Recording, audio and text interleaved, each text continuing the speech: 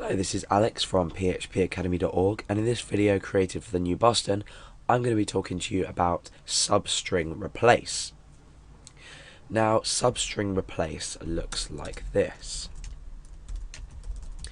This is how we call the function in PHP. Now, substring replace takes up to 4 arguments. The first argument that we take is the string that we want to look at. The second argument is the string that we want to replace. The third argument is where we want to start, and the fourth argument is where we want to end. How many characters, or how many, I guess, length, if you like, the length of the replacement. Now, let's have a look at what it basically does first. Substring replace, like I said, is a combination of substring and str replace.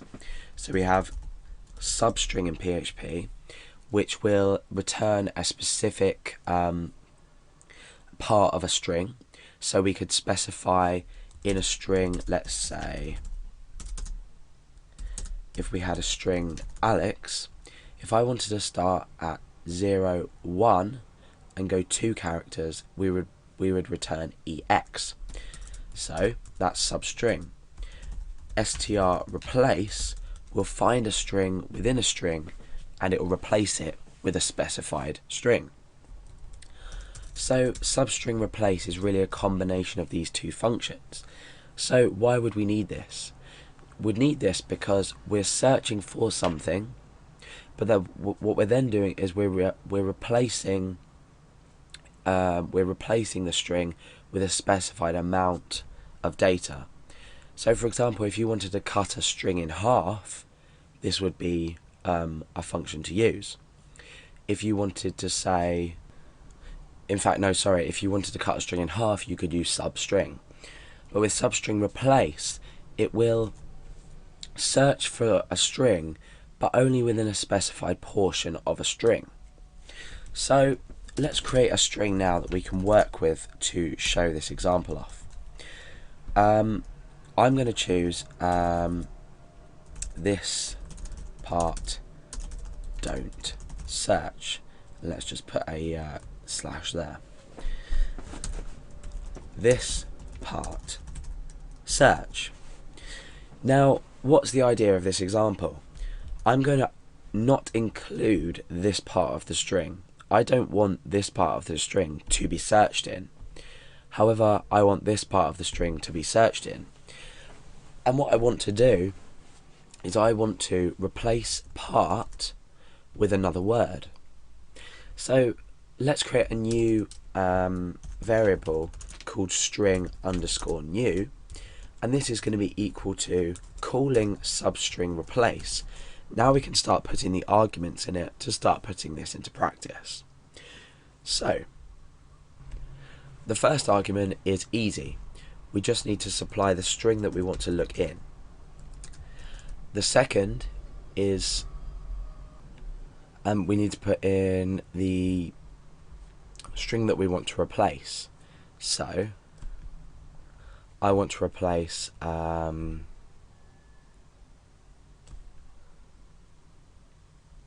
part, this word here, with something else.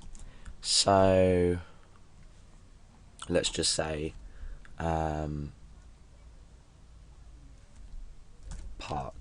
we'll just say Alex. I can't think of any better examples. So the next argument we need to give is where to start looking. So or where we want to replace. So if we count up the characters, we're going to say 0, 1, 2, 3, 4, 5, 6, 7, 8, 9, 10, 11, 12. I'm not sure if that's counted. 13, 14, 15, 16, 17, 18, 19, 20, 21, 22, 23, 24, 25, 26, 27, 28, 29.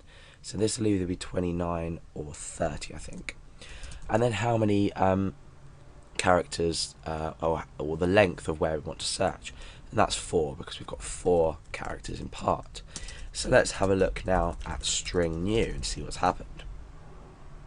it's quite hard to come up with an example with something for this, but when you do need it, you'll say, oh, that would be useful. So yeah, okay, so this has worked. I counted correctly. So now we're saying this part don't search, this Alex search. So we haven't actually searched, but we've rather specified where we want to replace within the string.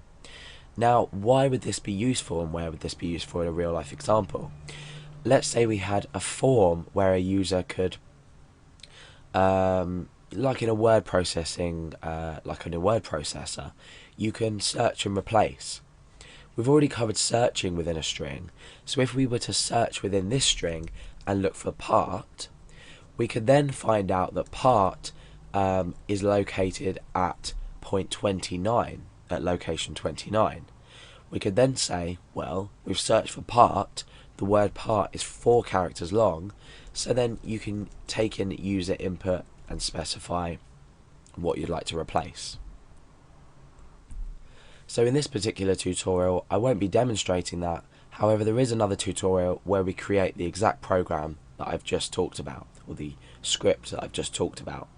So these are the fundamentals of substring replace. But in the other tutorial, we're going to look at how we can put this into practice and how it might be useful.